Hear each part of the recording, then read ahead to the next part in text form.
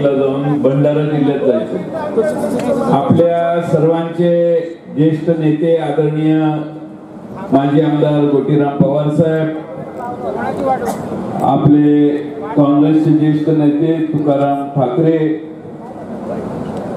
शिवसेनेचे उपजिल्हा प्रमुख मधुकर घुडे, राष्ट्रवादीच्या जिल्हा अध्यक्षा विद्याताई वेखंडे, आमच्या पक्षाचे प्रवक्ते महेश तपासे, चेतनसिंह पवार, रश्मी निमसे, संतोष जाधव, दीपक वागचोडे, ॲडव्होकेट अशोक कनोड, संजय जाधव, कालिदास देशमुख, कविताताई वारे, उर्मिलाताई लाटे, अविनाश देशमुख, ॲडव्होकेट प्रमोद चौधरी साहेब, सोमनाथ मिरकुटे, अमोल सुरोशी, रवींद्र चंदे, रामभाऊ दळवी, हेमंत रुमणे, लियाकत शेख, सर्वच व्यासपीठावरील सर्व पक्षाचे मान्यवर आणि ज्यांच्या प्रचारासाठी आपण सगळे या ठिकाणी जमलोय ते आपल्या सर्वांचे लाडके उमेदवार, महाविकास आघाडीचे उमेदवार सुभाष गोटीराम पवार साहेब आणि बंधू आणि भगिनी, बराच वेळ झाला आपण या सभेसाठी बसलेला आहात याची मला जाणीव आहे। आपल्या उपस्थितीवरून दिसतंय की तुम्ही सगळ्यांनी किसन कथोरेंना घरी घालवायचा निर्णय केलेला दिसतो। बराच वेळा संधी दिली, मतदारसंघाचे प्रश्न सोडवताना बऱ्याच वेळा संधी दिली, पण बदलापूरमध्ये परवा जी घटना झाली त्या घटनेनंतर बदलापूरकरांनीही ठरवलंय की या माणसाला सोडण्याशिवाय आता पर्याय नाही। कारण मुरबाड असो बदलापूर असो,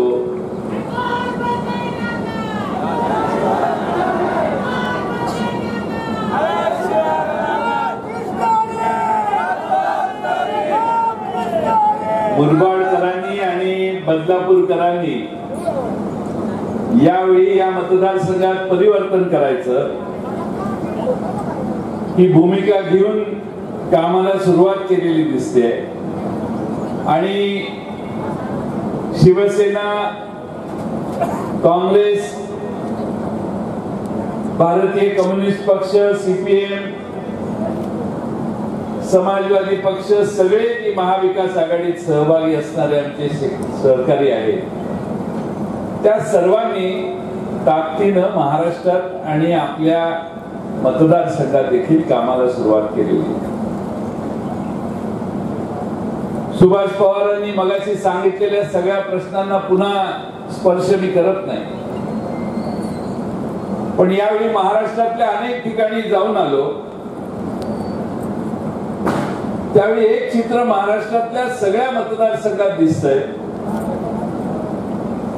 की हे सध्याचं सरकार जे आहे ते तोडून फोडून बनवण्यात आलेलं आहे आणि या महाराष्ट्रातले दोन पक्ष फोडण्याचं पाप ज्या भारतीय जनता पक्षाने केलेलं आहे त्या भाजपला शिक्षा करणं हे आता महाराष्ट्राने ठरवलं। भारतीय जनता पक्षाने तुम्हा आम्हाला काय दिलं? काल परवाची दिवाळी आमच्या आया बहिणींना विचारा, तेलाचा डबा कितीला गेला? 500-700 रुपयानं तेल मागतं। ऐन दिवाळीच्या वेळी सामान्य माणसाची काळजी घेण्याच्या ऐवजी व्यापाऱ्यांची काळजी कुणी घेतली का अशी शंका यावी। एवढ्या मोठ्या प्रमाणामध्ये महागाई देशात वाढली। सगळा दिवाळीचा सण मागच्या वर्षी 20,000 रुपयात केला असेल तर आता 30,000 रुपये आमचे खर्च झाले। महागाई प्रचंड वाढली आहे। सामान्य माणसं मुरबाडला राहतात, बदलापूरला राहतात, मुंबईला जाऊन चाकरी करतात, परत येतात, तेवढ्या पैशात त्यांचं वर्ष निघत नाही, महिना निघत नाही। ही घराघरातली परिस्थिती आहे। आपला पोरगा मोठा होईल, थोडासा मोठा झाल्यावर त्याला कुठेतरी नोकरी लागेल, त्याला काहीतरी संधी मिळेल, या आशेवर आपण सगळे कायम वाट बघत बसतो। कष्ट करतो मुलाबाळांसाठी, जगतो मुलाबाळांसाठी। आमचं जगणं कधी होतच नाही, आम्हाला कधी संधीच मिळत नाही, कारण आम्हाला काबाड कष्ट केल्याशिवाय 24 तास राबल्याशिवाय घरात घर चालवायला आवश्यक तेवढा पैसा येत नाही। पण तो पैसा आला तर ह्यांची जीएसटी 24% 28% भरता आमच्या घरातले लाख 1.5 लाख रुपये सरकारच घेऊन जातं. ही महाराष्ट्रातली नाही, भारतातली परिस्थिती आहे. तुमचं घर जर 1 लाख रुपयात चालवत असाल महिन्याला, तर सरासरी 18% काढलं तर 18,000 रुपये केंद्र आणि राज्य सरकारला पण जीएसटी भरतो. तुमच्या पायात घातलेल्या चपलेवर कर आहे, साडीवर कर आहे, शर्टावर कर आहे, टोपीवर कर आहे, तुम्ही म्हणाल त्या गोष्टीवर कर आहे. शेवटचा दिवस आपला ज्यावेळी असतो अंत्ययात्रेचा स्मशानभूमीत जाताना, त्यावेळी किरडीवर जे कापड टाकलेलं असतं ना, त्याच्यावरही भाजप सरकारने कर लावलेला आहे. एवढे हे पोचले. या देशामध्ये महाराष्ट्रातल्या आणि देशातल्या सगळ्यांना आता जाणवायला लागले की कर किती असावा. 10-12% समजू शकतो, 28% कर. 2 चाकी घ्यायला गेला, मोटरसायकल घ्यायला गेला तर 28% कर. पण जर या ठिकाणी आमच्या मधुकर घुडे साहेब शिवसेनेचे उपजिल्हा प्रमुख यांनी ठरवलं की आता हेलिकॉप्टरच घ्यायचे, तर घुडेंना कर 5%. श्रीमंत माणसाला कमी कर आणि सामान्य माणसं ज्या वस्तू वापरतात त्याच्यावर जास्त कर, अशी भारतीय जनता पक्षाची देशातली नीती आहे. मी गेले काही दिवस बघतोय की महाराष्ट्रात आपल्या हातात काय आता राहत नाही अशी खात्री झाल्यामुळे शेवटचं अस्त्र आता भारतीय जनता पक्षाने उपसलेलं आहे. बटेंगे तो कटेंगे. जेव्हा जेव्हा भारतीय जनता पक्ष धोक्यात येतो, हिंदू नाही भारतीय जनता पक्ष, त्यावेळी भाजपला हिंदू आठवतात. मागच्या काही महिन्यापूर्वी महाराष्ट्रात भाजपचे एक आमदार महाराष्ट्रभर फिरले. जाती आणि धर्मामध्ये सलोखा राहू नये, धर्माधर्माने एकमेकाशी भांडणं करावी, दंगल व्हावी, अशी मानसिकता घेऊन एक आमदार महाराष्ट्रभर मोर्चे काढत फिरले आणि सांगायचे, मला कोणाचं काय काळजी करायचे कारण नाही, मला माझा बाप सागरला बसलेला आहे, सागर बंगल्यावर माझा बाप बसल्यामुळे मी काही कोणाची चिंता करू. म्हणजे यांचे मोर्चे समाजामध्ये तेढ निर्माण करण्याची भावना करणारे यांचे प्रवक्ते म्हणा, यांना कुठून बॅकिंग आहे हे तुम्हा सगळ्यांना कळेल. म्हणजे महाराष्ट्रामध्ये जातीय दंगे व्हावेत म्हणून मागच्या 2-3 महिन्यापासून यांनी प्रयत्न केला. मी महाराष्ट्रातल्या समस्त हिंदूंचे आणि मुस्लिम समाजाचे आणि अल्पसंख्याकांचे आभार माने. हे सगळं निवडणुकीसाठी यांचं थोतांड आहे हे समजून हिंदूंनी देखील आणि अल्पसंख्याकांनी देखील आपल्या बॅलन्स घालून दिला नाही. आपण भांडायचं नाही, त्यांना किती मोर्चे काढायचे ते काढू दे, ही भूमिका त्यांनी घेतली. म्हणून महाराष्ट्रात शांतता पसरली, शांतता राहिली. कारण महाराष्ट्र हा शाहू फुले आंबेडकरांचा महाराष्ट्र आहे.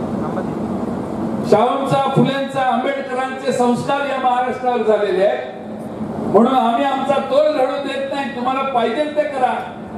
आता शेवटची भूमिका त्यांनी शेवटचे 5 दिवस राहिले त्यावेळी सांगायला लागले की बटेंगे तो कटेंगे. 18व्या शतकात काटणी वगैरे चालायची. 18व्या शतकात म्हणजे भारतीय जनता पक्ष देशाला मागच्या शतकात घेऊन चाललाय. हे 21व्या शतक आहे. तो एलॉन मस्क नावाचा एक माणूस आहे अमेरिकेत, उद्योगपती. तो काय करतोय, तो नवीन संशोधन करत असतो, त्यांना पैसे गुंतवणूक करत असतो. आता तो काय करतोय, मंगळावर इंटरनेट सेवा कशी चालू होईल याच्यासाठी त्याचे प्रयत्न चालू आहे. मंगळावर. आणि अमित शहा आणि ते आदित्यनाथ इथे येतात आणि म्हणतात बटेंगे तो कटेंगे. आमचं म्हणणं आहे असं तरी घोषणा द्या, पडेंगे तो बडेंगे. शिकलो तरच आपली प्रगती होणार आहे. हे असले उद्योग करून चालणार नाही. पण मागच्या शतकात नेण्याचं काम भारतीय जनता पक्ष महाराष्ट्रातल्या तरुण पिढीला करत असेल तर महाराष्ट्रातली पुरोगामी विचारसरणी कधी हे शक्य होऊ देणार नाही, ही आपल्या सर्वांना विनंती करतो. अनेक घोषणा या सरकारने जाहीर केल्या, एवढ्या घोषणा जाहीर केल्या, पैसे नाही. आदिवासी समाजाला राखून ठेवलेले जे अर्थसंकल्पात पैसे होते ते सगळे यांनी तिकडे डायव्हर्ट केले. मागासवर्गीय समाजासाठी सामाजिक न्याय खात्याचे जेवढे पैसे होते सगळे तिकडे वळवणे. सरकारने अर्थसंकल्प मांडताना काही गोष्टींचा विचारच केला नाही, म्हणून या दोन्ही घटकांचे पैसे दुसरीकडे वळवण्याचा पाप देखील या भारतीय जनता पक्षाच्या नेतृत्वाने केलेला. आणि म्हणून माझी आपणा सगळ्यांना विनंती आहे की आपण सगळ्यांनी पूर्ण ताकदीनं हे सरकार घालवण्याशिवाय मित्रांनो आपल्याला दुसरा पर्याय. MIDC, नवीन उद्योग, या भागातल्या तरुणांना हाताला काम, किसन तत्वरे कमी पडले, लोकांची निराशा आहे. पण हे का झालं याचं मूळ आहे यांचं धोरणच चुकीचं आहे. महाराष्ट्रातनं 17 प्रकल्प महाराष्ट्राच्या बाहेर गेले. गुजरातला जे प्रकल्प गेले त्याविषयी यांनी तोंडातनं आवाक्यात काढलं. गुजरात मध्ये फॉक्सकॉन नावाचा प्रकल्प गेला, 1.5 लाख पोरांच्या हाताचं काम गेलं. काल परवा मोदी साहेबांनी वडोदऱ्याच्या जवळ एका प्रकल्पाचं उद्घाटन केलं. टाटा एअरबस, टाटा आपली पुण्याची, एअरबस फ्रान्सची. मिहानला, विदर्भात, नागपूरला हा प्रकल्प येणार होता. 21,000 कोटी रुपयाची गुंतवणूक होती. 7-8 हजार पोरांना नोकऱ्या लागल्या असत्या. तो प्रकल्प यांनी खेचून गुजरातमध्ये वडोदऱ्याच्या जवळ नेला. परवा मोदी साहेबांनी उद्घाटन केलं. भूमिपूजन नाही, उद्घाटन चालूही झाले. 21-22 हजार कोटीची गुंतवणूक झाली. 7-8 हजार पोरांना नोकऱ्या पण लागल्या. महाराष्ट्राच्या हातात काही काम नाही. महाराष्ट्रातली बेकारी सतत वाढते. 21 ते 35 वर्षाच्या वयोगटातल्या तरुणांची बेकारी मित्रांनो 30% आज गेली. कधी नव्हे एवढी बेकारी महाराष्ट्रात वाढलेली आहे. त्याचा दुष्परिणाम कायदा आणि सुव्यवस्थेवर भविष्यात होईल यात काही शंका नाही. आणि म्हणून महाराष्ट्राच्या वेग प्रगतीचा हा मंदावलेला आहे. या युतीच्या काळात महाराष्ट्राने बरीच पिछाडीवर महाराष्ट्र केलेला आहे. मी 2च उदाहरणं दिली. दरडोई उत्पन्न महाराष्ट्राचं 99ला मी राज्याचा अर्थमंत्री झालो तेव्हापासून 14 सालापर्यंत महाराष्ट्र देशामध्ये 3ऱ्या-4थ्या क्रमांकावर कायम असायचा. गुजरात 7व्या, 8व्या, 9व्या क्रमांकावर असायचा. पण जेव्हा मोदी साहेब दिल्लीला बसले आणि देवेंद्र फडणवीस साहेब मुंबईला मुख्यमंत्री झाले त्यानंतर फक्त 2 वर्षात गुजरात 7व्या, 8व्या, 9व्या क्रमांकावर असणारा महाराष्ट्राच्या वर गेला, 5व्या नंबरला आला आणि 6व्या नंबरवर आलो. आज दरडोई उत्पन्नात महाराष्ट्र 11व्या नंबरला देशात गेलेला आहे. आमचा दरडोई उत्पन्न गुजरातपेक्षा कमी आहे. याचा अर्थ असा की गुजरातची माणसं जास्त श्रीमंत झाली, आम्ही गुजरातच्या तुलनेने कमी श्रीमंत झालो. दरडोई महाराष्ट्राचे उत्पन्न कमी झालं. हे परिणाम हे यांच्या चुकीच्या धोरणानं, चुकीच्या अर्थनीतीनं झालेले. मुरबाडकरांनी याचा विचार केला पाहिजे. पाड्यावर, वस्तीवर, ज्या ज्या ठिकाणी आमचे आदिवासी समाज राहतो, कल्याणचा ग्रामीण भाग असेल, मुरबाडचा ग्रामीण भाग असेल, बदलापूर शहर असेल, अंबरनाथचा ग्रामीण भाग असेल, वांगणीचा भाग असेल, या भागातल्या सगळ्या माणसांच्या याच समस्या आहेत. नागरी समस्या सुटल्या नाहीत हा पुढचाच प्रश्न. आणि म्हणून आपल्या सर्वांना महाराष्ट्र यांनी कसा चालवला याचा थोडक्यात गोषवारा देण्याचा मी प्रयत्न केलेला. भ्रष्टाचारात तर एवढे पुढे गेलेले आहेत की जालन्यावरून नांदेडला एक रस्ता काढलाय. मागणी कुणाचीच नाही, यांनीच ठरवलं की रस्ता काढायचा. 11,000 कोटीचं टेंडर 15,000 कोटी. अलिबाग पासून विरारकडे नवा कॉरिडॉर करायचं म्हणतात. 20,000 कोटीचं टेंडर 26,000 कोटी. माझ्याकडे एक पेठ नाका आहे आमच्या सांगली जिल्ह्यात, तिथून सांगलीला जाणारा रस्ता 600 कोटीचा रस्ता टेंडर नितीन गडकरींनी काढलं. 48% बिलोने गेलं. 750-700 कोटीचं काम 300-350 कोटीत होतंय. पण महाराष्ट्र सरकारने काढलेलं टेंडर 37% अभावने जातो, 35% अभावने जातो, 20% अभावने जातो.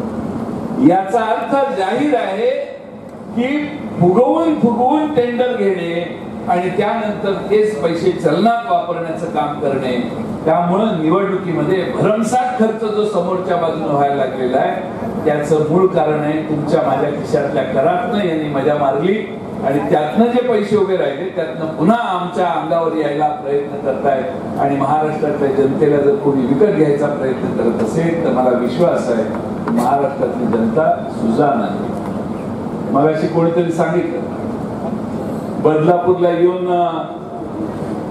लोकांना दमदाट्या करायला आता सुरुवात झालेली.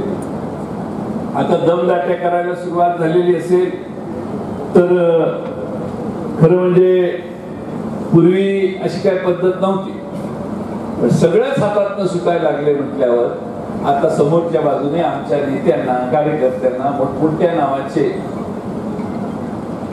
प्रसिद्ध असणारे कुप्रसिद्ध अर्थात असे गुंड येतात आणि दमदाटी देऊन जातात. पोलिसांना माझी विनंती आहे पोलीस प्रशासन जर ऐकत असेल तर दिवस बदलत आहेत 5च दिवस त्यांचे राहिले तो परत लफडं झालं तर मला विचारायला माझ्याकडे येऊ नका परत घोटाळा होईल. त्यामुळं समान राहा. आमचं काय म्हणत नाही की आमच्या बाजूनच कुणी वागलं पाहिजे पण प्रामाणिकपणाने बॅलन्स व्ह्यू हा पोलीस अधिकाऱ्यांनी घ्यावा अशी मी त्यांना नम्रतेनं विनंती करतो. खरं म्हणजे आपल्या सर्वांना माझी विनंती आहे की आम्ही महाराष्ट्रावर मी फिरून आलोय महाराष्ट्रात आपलं सत्ता येईल याच्यात माझ्या मनात काही शंका नाही. राहुल गांधी शरद पवार साहेब आणि उद्धव ठाकरे साहेब यांनी एक पंचसूत्री महाराष्ट्रात जाहीर केली. त्यातले 2-3 मुद्दे मी सांगतो. महालक्ष्मी योजना आमचं सरकार आल्यावर आम्ही सुरू करणार. प्रत्येक महिलेला महिन्याला गरीब महिलेला महिन्याला 3000 रुपये द्यायचं धोरण आम्ही स्वीकारणार. कुणाची पत्नी माहेरी जात असेल तर एसटीचं तिकीट फुकट. माहेरून सासरी आली तरी फुकट आहे. नाहीतर तुम्ही मला दरम्यान फुकट आहे का? आमच्या महाराष्ट्रातल्या सगळ्या आया बहिणींना प्रवास करायला एसटीचं तिकीट घ्यावं लागणार नाही अशी व्यवस्था आम्ही महाराष्ट्रात करणार आहोत. कर्जमाफी मागच्या वेळी उद्धव ठाकरे साहेब पहिल्यांदा मुख्यमंत्री झाले त्यावेळी 2 लाखापर्यंतची कर्जमाफी आम्ही केली. आता यावेळी पुन्हा सरकार येईल त्यावेळी सगळ्या शेतकऱ्यांनी पिकवलेल्या मालाला मागच्या 3 वर्षात 2.5 वर्षात काही दर मिळाला. सोयाबीन खाली कांदा खाली कशालाच दर मिळाला नाही. शेतकरी अडचणीत आलाय म्हणून आम्ही ठरवलेलं आहे की सत्तेत आल्यावर महाराष्ट्रातल्या शेतकऱ्यांना 3 लाखापर्यंतची कर्जमाफी आम्ही आल्या पहिला निर्णय आमचा करू. आपण सगळ्यांनी या निमित्ताने एक महत्वाचा आणि शेवटचा मुद्दा मी सांगतो की मोदी साहेबांनी लोकसभेच्या आधी जाहीर केलं की 5 लाखची गॅरंटी आरोग्याची गॅरंटी. म्हणजे तुम्ही ते कार्ड घेऊन गेला हॉस्पिटलला तर हॉस्पिटलवाले तुम्हाला बिल लावणार नाही फ्री. असं कोण आहे का इथं की ज्याचे नातेवाईक भारतीय जनता पक्षाचे कोणी कार्यकर्ते ज्यांना फ्री मिळाला असं ऐकू येत असलं तरी हात वर करून सांगा. माझी 47वी 48वी सभा असेल एकाही सभेत महाराष्ट्रात कुणी हात वर केलं नाही. पण आमचं महाविकास आघाडीचं सरकार आल्यावर आम्ही ठरवलं की महाराष्ट्रातल्या गोरगरीब कुटुंबांना कधी धास्ती वाटली नाही पाहिजे की मला काही झालं तर मी ठाण्याच्या मोठ्या हॉस्पिटलमध्ये मुंबईच्या मोठ्या हॉस्पिटलमध्ये कसा जाऊ. आणि म्हणून एका कुटुंबात 5 ते 6 लोक असतात असं गृहीत धरून आम्ही महाविकास आघाडीच्या वतीनं गरीब माणसांच्या घराच्या कुटुंबांना 25 लाखाच्या विम्याची गॅरंटी घेण्याचं काम करणार आहोत. तुम्ही ते कार्ड घेऊन गेला तर तुम्हाला कुठलाही मोठा ब्रिज कॅन्डी हॉस्पिटल बॉम्बे हॉस्पिटलमध्ये गेला तर तुम्हाला कोणी अडवणार नाही कारण तुमच्या खिशात ते कार्ड असेल. आणि म्हणून आपल्या सर्वांना माझी विनंती आहे की उद्याची निवडणूक आपल्याला जिंकायची. सुभाष पवारांच्या मागे गोटीराम पवारांची परंपरा आहे. सुभाष पवारांनी लोकांचं प्रतिनिधित्व करून चांगला अनुभव जिल्हा परिषदेच्या राजकारणात आणि तिथल्या कामाचा घेतलेला आहे. आज पवार साहेबांच्या मागे गोटीराम पवार साहेब कायम अखंडपणाने राहिलेले निष्ठेनं कायम मोतीराम पवार साहेबांनी पवार साहेबांच्या माग त्यांची ताकद उभा करण्याचा जेव्हा जेव्हा प्रसंग येईल तेव्हा काम केलेलं आहे. आणि म्हणून आज ज्यावेळी सुभाष पवार कोरोनामध्ये अत्यंत आजारी होते, कोरोनामध्ये अत्यंत सिरियस होते, यावेळी सकाळ संध्याकाळ फोन करून करत होतो माहिती आहे. शरद पवार साहेब यांच्याकडून सतत फोन मोतीराम पवार साहेब. आज त्याच सुभाष पवारांना शरद पवार साहेबांनी या मतदारसंघात उमेदवारी दिलेली. तुम्ही सगळ्यांनी आपल्या उद्याच्या 20 नोव्हेंबरला महाविकास आघाडीचे उमेदवार म्हणून त्यांच्या मागे आपले आशीर्वाद उभा करा. तुतारी वाजवणारा माणूस हे आमचं चिन्ह आहे. मुरबाडचे सुपुत्र, मुंबईचे शिल्पकार श्रीमंत नाना शंकर शेठ यांचं मुरबाडला अजूनपर्यंत स्मारक झालेलं. मी आपल्याला सांगतो, आपलं सरकार आल्यावर शरद पवार साहेबांच्या आणि उद्धव साहेबांच्या हस्ते या ठिकाणी त्या स्मारकाचं भूमिपूजन करण्याचं काम आपण सगळे करणार आहोत. वेळ बराच झालाय, मलाही पुढे जायचंय. मला इथून विक्रमगडला जायचंय, तिथून नाशिकला पोहोचून नाशिकहून विमान घेऊन नागपूरला जाऊन तिथून 2 तासाचा प्रवास करून तुमसर भंडारा जिल्ह्यात जायचंय. त्यामुळे मला मर्यादा आहे. माझं एकच शेवटचं जाताना काम करा.